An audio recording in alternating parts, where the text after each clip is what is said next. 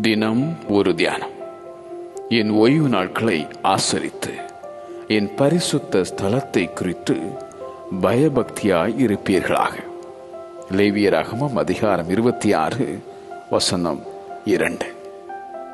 இஸ்ரவேல் வம்சத்தாரே, நீங்கள் எல்லாரும் அவர் பேரில் பயபக்தியாய் இருங்கள். நான் உமது பரிசுத்த சந்நிதிக்கு நேரே பயபக்தியுடன் பணிந்து கொள்ளுவேன் என பாடும் தாவீது.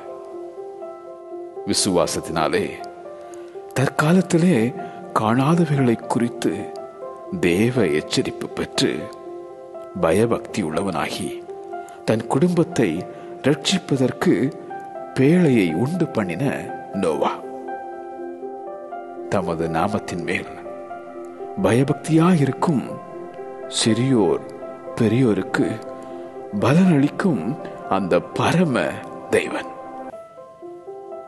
பயபக்திக்குரிய அந்த பரிசுத்த தேவனை குறித்து நீயும் பயபக்தியாயிருப்பாயாக.